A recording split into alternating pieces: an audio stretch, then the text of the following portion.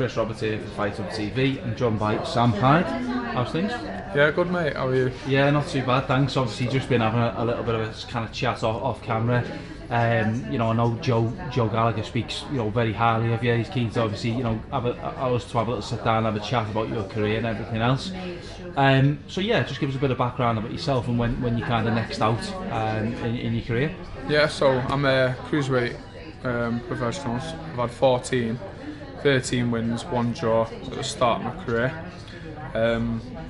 I've been up and down I've been a pro 4 years, but I've not had that many fights just because I've been inactivity and a lot of bad luck, to be honest.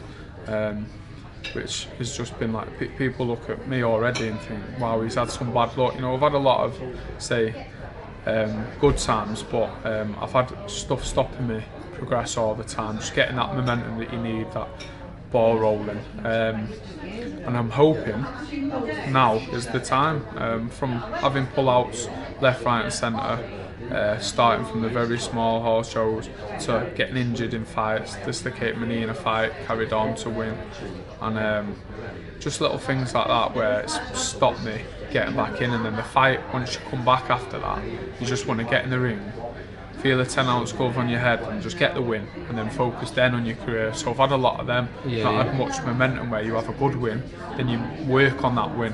I've had a lot of a good win, and then something happens, you get injured in a fight, opponents pull out, so then it turns out I'm out the ring for 5-6 months now. So I've just not had that big push. Luckily Joe's kept me in the gym.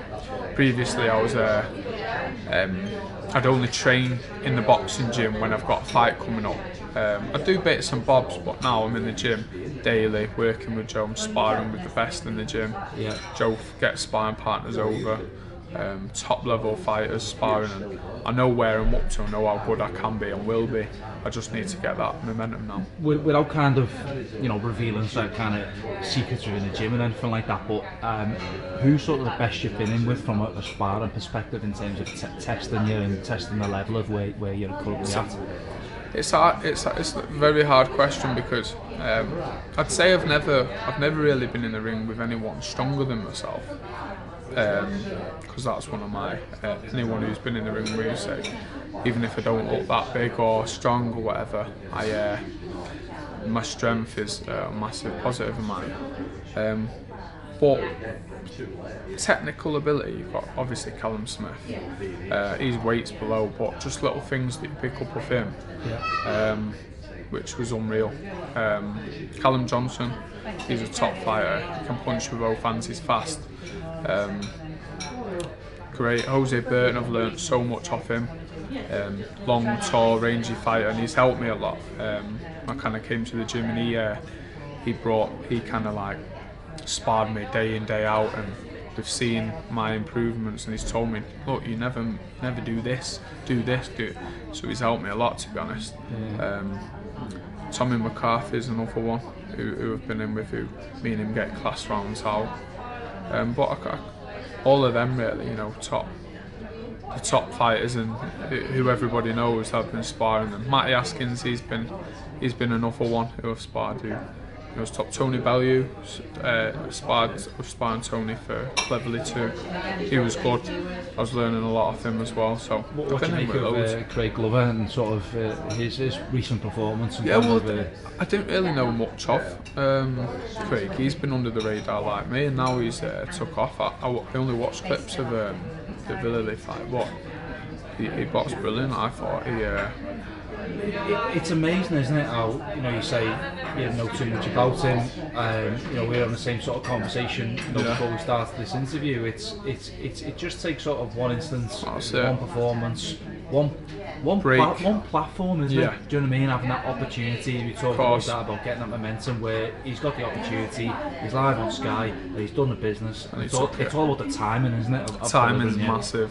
And that's sometimes the issue or whatever, because sometimes you might get offered these opportunities and you think you want to do what Craig Glover's done or whatever. Look, he went on Sky, proved down how good he is, and he's done that. But sometimes previously, because of my inactivity, even if it did get opportunities like that, sometimes you've got to have, that's why a good manager comes in to just stop you, pull you back, because he knows not yet, just and then ready. And I think I'm at that level now, even though we've not boxed for 6 months, where opportunities are coming and I'm taking them with both hands. And I believe I'm ready to get in that top 10 and work my way up. Yeah, I mean, there's almost like no better time as well to be at the weight you're at in terms of the cruiserweight. You know, obviously that's set off by Tony Bellew and Usyk. I mean, Usyk's profile has gone through the roof with the World Boxing Super Series victory. He holds all the belts. It's amazing spotlight on the division at the minute. What do you make of that fight? Obviously, I think we're two weeks out. In terms of where do you see that going? I think it's fair to say Tony Bellew's probably the underdog going into this. Of course. Although he generally always is. Which is another fair thing to say, and he normally overcomes that challenge. How do you see that fight panning out? What I've seen, especially with the higher weights as such, professional boxing isn't only about who's got the best jab, who's got the best combination punches, who looks the best or whatever. Sometimes it's all about that and the mind, you know, getting through tough situations. Some fighters might get put down, they won't know what to do, and that's where they were better than this guy. But sometimes some situations, and I just think Tony Bellew is so mentally strong, and he's got the heart of a lion and stuff like that. So I just think I'd never write him off, you know, and I never did, to be honest. I used to always believe that Tony could have a chance because I know he believes he can win. I was talking to someone about it the other day, and I said I'd never go in a fight if I didn't believe I would win, and it's the same with Tony. He knows he could win. He's a clever man as well, so he is aware that he could lose. You've got to be aware what could happen, because that's what makes you train harder. But he's very capable and believes he's going to win. So obviously, if you just get on paper, Usyk's the favourite, but I'm going to go with Bellew because obviously boxing ability, Usyk. But I just believe 12-round professional boxing, everything else, I just think Bellew's can never be written off. And you know, we talk about kind of the mind games, not necessarily the mind games, the mental side of boxing. How has that kind of played into your career so far? So obviously you're 16 fights in, kind of getting under the lights and getting involved in big shows and going through that routine and being around sort of top level fighters and what they're doing. How much of an important role does that play? Massive. Absolutely massive. When I first turned over, I didn't, obviously I was young, I was 19, I just thought I need to do 4, 6, 8, 10 round fights and then you fight for a title. Not at all. It's basically the opposite of that. It's all about learning the game, learning what stuff can happen, learning the coming back from disappointments, setbacks, injuries, not performing well, bigger crowds, seeing the different stuff.